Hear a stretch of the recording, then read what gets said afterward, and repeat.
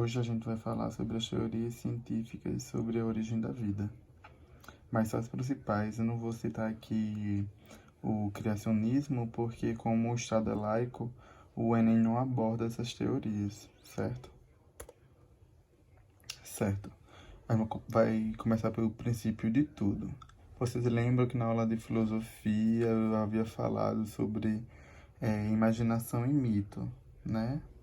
Então, no início de tudo, imaginava-se que os deuses teriam criado todo o universo, certo? E a partir disso, começou-se a ser explicado por lendas. Mas o princípio de tudo, ó, no primeiro momento, o questionamento sobre a origem das coisas era de cunho filosófico, que eu já havia falado na outra aula, até que os principais filósofos que se perguntavam sobre a origem das coisas eram os pré-socráticos, que eram também chamados de filósofos naturalistas. Aí, porém, por interesse de alguns cientistas nessa área, isso se tornou de cunho científico. Ou seja, a filosofia só se preocupava até um certo ponto, até o ponto filosófico. De cunho científico é porque é originado e tal, não era mais trabalho da filosofia.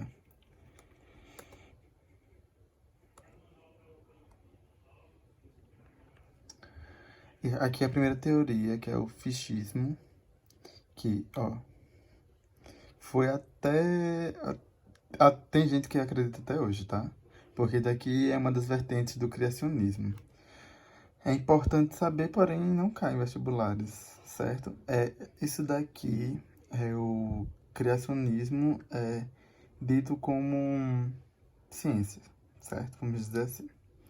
Ele foi até o século XVIII, mas se você olhar na sua família, sempre vai ter alguém que vai acreditar nisso. Olha. O fichismo é a hipótese mais aceita para explicar a presença de seres vivos em nosso planeta. Era o fichismo, certo? Essa hipótese dizia que os seres vivos surgiram na Terra de forma independente, ou seja, isso daqui faz parte da biogênese, certo? Independente.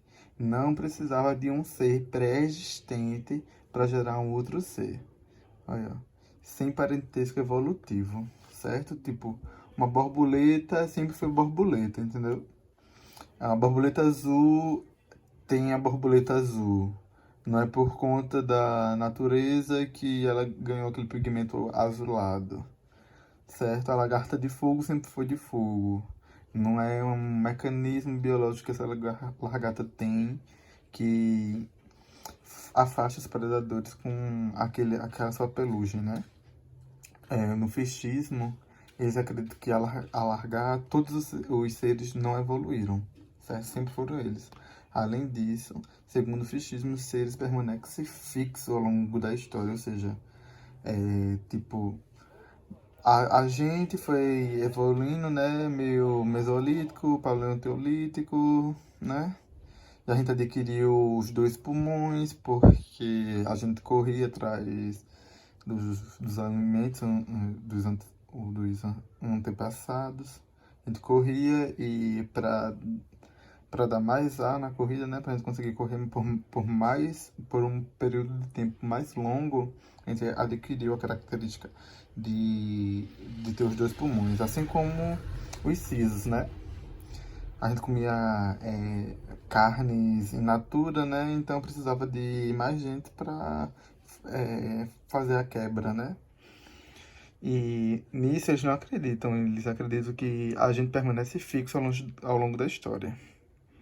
Ou seja, com o passar do tempo as espécies permanecem as mesmas desde que foram criadas, sem sofrer alterações. Ó, tem influências religiosas. Eu vou até aqui porque não cai. Certo, ó. Aquela teoria das borboletas, ó. Sempre existiu uma para cada. Ó, não é assim não, porque o que acontece? Essa daqui é originária, certo? Essa daqui foi para um clima, essa daqui foi para o outro, certo? Isso, vocês sabem que o meio influencia, né? Então, o meio influenciou para a coloração dessa daqui, ser mais, tipo, amadeirado, porque ela consegue se camuflar nas folhas secas, entendeu? Essa daqui não, porque não tem tantos predadores, entendeu? Teoria da panspermia ou cosmogenia. Ó, daqui é bem louca, né? Mas, vamos lá. Essa hipótese sugere que formas de vida muito simples teriam se originado em um outro planeta e teria sido trazida para o planeta através de meteoritos que caíram na sua superfície. Primeiro que essa teoria é vaga, certo? Porque se existiam bactérias ou qualquer outro ser vivo nesse meteorito, como é que ele viajou no espaço, no vácuo do espaço, sem morrer, entendeu? O impacto da Terra não fez ele morrer, entendeu?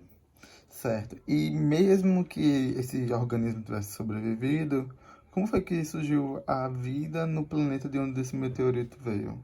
Entendeu? E essa daqui não explica a origem da vida, ela só joga dizendo, foi outro planeta.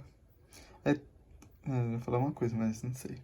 Essa hipótese é atualmente refutada, principalmente pelo fato de que não resolve sugerir trouxer para outro planeta, como tu falei.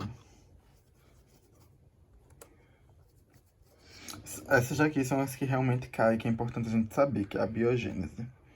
Ó, o filósofo grego Aristóteles dizia que a vida possui um princípio ativo, isso é chamado de força vital, que poderia agir sobre a matéria inanimada. Segundo ele, esse princípio ativo poderia fazer com que os componentes não vivos se tornassem vivos de maneira natural, sem intervenções divinas. Se a gente for reparar, quando eu fiz aquele vídeo sobre os teóricos pré-socráticos, tem uma Tales de Mileto que diz que tudo é água, né? Isso é porque ele observa que sapos, rãs, insetos vivem em certa lagoa e ele acreditava nisso. Era a biogênese, certo? A água da lagoa produziu os seres, certo? A água é algo inanimado, que a água não tem vida, produzia algo com vida, como os sapos, rãs e os insetos. Sendo assim, para os adeptos da biogênese, a é prefixo de negação, sem bio, vida, gênese e origem. Aí. Os seres vivos poderiam surgir espontaneamente de matéria inanimada de maneira rápida, certo? Ó, grifem isso, de maneira rápida, porque vai ser essencial mais na frente ter esse conhecimento aqui, certo? Inclusive, na Idade Medieval, é porque essa teoria foi foi refutada recentemente. Inclusive, na Idade Média tinha, tipo, receitas de bolo, de como criar ratos. Você ia precisar de uma camiseta suja, trigo e jogar num ambiente escuro que 21 dias, 25 dias depois, iriam surgir ratos. É bem louco. Ó, questionando a biogênese. Ó, ainda no século XVI, o cientista Redi tornou-se o primeiro a questionar esta hipótese. Para isso, ele elaborou um experimento em que colocou carne e outros alimentos em diferentes potes de vidro. Alguns desses vidros foram cobertos com tela, outros ficaram abertos. Isso que ele faz, eu tinha até explicado na segunda aula de biologia, que é ter um grupo controle e outro tratamento, que é para fazer o isolamento das vertentes. No caso aí, a vertente da biogênese é que existe uma força vital, certo? Que, dada a receita, desde que houvesse nutrientes, luz, água, iria vir seres vivos de seres não vivos, certo? Então ele isolou essa vertente, a vertente da força vital. Como assim ele isolou? Ele colocou, ó, tá vendo? Ele cobriu com uma tela. Nisso, ele quebrou, entre aspas, a força vital, certo? Mas, vamos dar continuidade. A intenção de Herder era mostrar que, mesmo havendo condições ideais do surgimento da vida, como alimento, água, ar, a vida não se desenvolveria espontaneamente nos vidros cobertos. Ele acreditava que a vida somente surgiria de uma vida pré-existente. E isso ele conseguiu comprovar. Como? No que ele colocou nos vidros tampados a carne, ele viu, certo? Ele disse, tem todas as condições aí dentro, certo? Porque a tela tem aqueles buraquinhos, né? Ele colocou tipo uma gases. Ou seja, dava para a força vital passar, entendeu? Porque deixava com que o ar entrasse, certo? Aí viu-se que dali não se gerou nada. Aí ele pegou e disse, nas que estavam abertas surgiu. Por quê? Porque ele observou que nas que estavam abertas pousava mosca, certo? E nisso as moscas depositavam os ovos e depois tinha as larvas, entendeu? Aí, sendo assim, nos vidros com gases, seres vivos não conseguiram chegar ao alimento e, portanto, não surgiram ali após alguns dias. Nos vidros que estavam abertos, surgiram larvas de moscas e nos fechados não. A partir desse resultado, Redi entendeu que as larvas surgiam nos vidros abertos porque moscas e outros insetos tinham acesso à carne. Tá vendo? Aqui é um experimento. Os potes abertos e os potes com gases. Tá vendo? Mesmo permitindo a entrada de ar com a tampa de gases, não há desenvolvimento de lavas, entendeu? Porque para existir vida, pressupõe que já haja uma vida pré-existente. Vocês veem que a carne aqui já apodreceu. Essa daqui é dos principais. Você não pode errar isso. Séculos mais tarde, outro cientista elaborou um novo experimento para comprovar que a biogênese não acontecia. Porque mesmo Redi mostrando, dizendo, amada, é assim. Por dizer, amor, você tampou a força vital. Você queria o quê? Você é louca, é? Aí Pasteur disse, é o quê, querida? Vou lhe mostrar agora como é. Aí produziu um experimento que ficou conhecido como pescoço de cisne. Nesse experimento, Pasteur colocou um caldo de carne em balões de vidro. Depois, com auxílio de um fogo, curvou o pescoço dos balões, de modo que formassem curvas, semelhantes a um pescoço de cisne. A curvatura dos pescoços funcionava como um filtro de ar. O ar entrava pela abertura, mas, como ia batendo ao longo das curvas, antes de chegar ao caldo, os micro-organismos ficavam retidos nas paredes, não tocavam o caldo continuava estéril. Em seguida, Pasteur ferveu os balões de vidro com caldo para esterilizá-los completamente. Dessa maneira, os frascos continham tudo o que os adeptos da abiogênese diziam ser necessário para que a força vital transformasse matéria inorgânica em seres vivos, água, luz, nutrientes e ar. Após procedimentos, Pasteur quebrou o pescoço de um dos frascos e deixou aberto, ao lado do frasco cujo pescoço foi mantido intacto. Ao fim de alguns dias, o frasco que estava com o pescoço quebrado ficou com seu líquido em estado de decomposição. Porém, no balão que permanece com os pescoços curvados, o líquido continuava intacto. Isso é o experimento, certo? Só que eles tiveram coragem de dizer, esse daí não apodreceu, não originou em outra vida porque estava tampado. Aí ele disse, tá, amada. Aí pegou e quebrou de novo. Deixou lá o que estava com o pescoço intacto, né? Quebrou e deixou lá. E surgiu vida. Aí ele pegou e disse, surgiu vida porque ele entrou em contato com o ar. E no ar tem vários micro-organismos vivos. Entendeu? Isso daqui é o que a gente usa até hoje. Ó, na década de 30, dois cientistas trabalhando de forma independente chegaram à mesma conclusão. A vida da Terra teria surgido primitivamente após os processos químicos que levaram milhões de anos. Ó, tá vendo? Isso daqui é meio biogênico, só que a diferença é que, como eu mandei vocês guardarem no coração de vocês, acontece tipo milhões de anos. E lá dizia que era de forma imediata. Os escoceses evidenciaram que, assim como o estudo comparativo entre permitiu concluir que a atmosfera da Terra era muito diferente há bilhões de anos atrás. Na Terra primitiva, a atmosfera era muito mais fina e tinha uma composição de gases diferente da atual, com pouquíssimo oxigênio livre.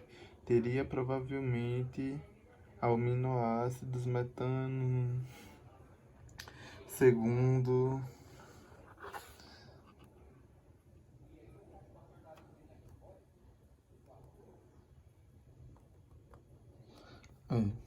com o decorrer do tempo, muitos anos, essas moléculas mais complexas formaram inúmeras reações, porque tipo, passavam por descarga elétrica, que aqui na Terra primitiva tinha muita tempestade elétrica. Aí nisso, nos oceanos primitivos, surgiram as primeiras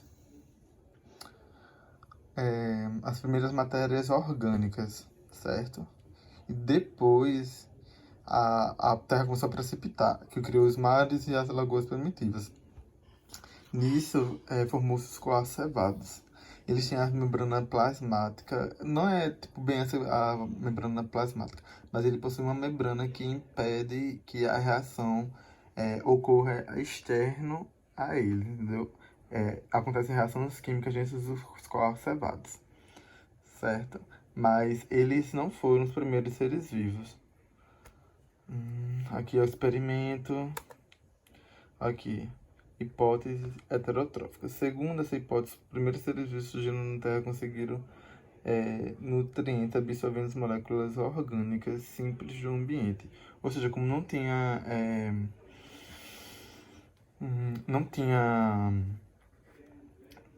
nutrientes, eles eram heterotróficos. Eles não tinham como fazer ser alterótrofo, certo? Aí eles pegavam o que tinha lá disponível, que eram as moléculas orgânicas. Isso porque os nutrientes, através do processo como a fotossíntese, quimiossíntese, existem muito mais componentes complexos, entendeu? E não existia até porque a Terra é primitiva. Além disso, por conta da baixa quantidade de oxigênio livre disponível na atmosfera, provável que para obter energia esses componentes orgânicos, seres vivos primitivos, anaeróbicos, eles fermentavam. E liberavam oxigênio na atmosfera. Aí chegou numa hora que tinha tanto oxigênio, que menina. Aí, tipo, o oxigênio naquela época era tóxico para eles. Aí algumas moléculas oportunistas disseram: rapaz, acho que eu vou ser anaeróbico facultativo. Na presença de oxigênio, eu vou fazer respiração pelo oxigênio. Aí foi o que aconteceu, né, amados? Aí, primeiros seres vivos. Ó, os primeiros seres vivos não foram os coacevados. Os primeiros seres vivos foram... tem aqui...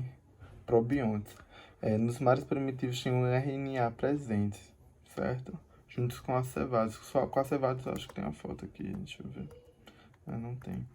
Coacevados é tipo um bocado de bolinha, que são as moléculas. Eles eram heterotróficos e anaeróbicos, porque como não existia oxigênio presente, aí eles respiravam o gás carbônico lá mesmo. Entendeu? Qualquer coisa tu me pergunta aí.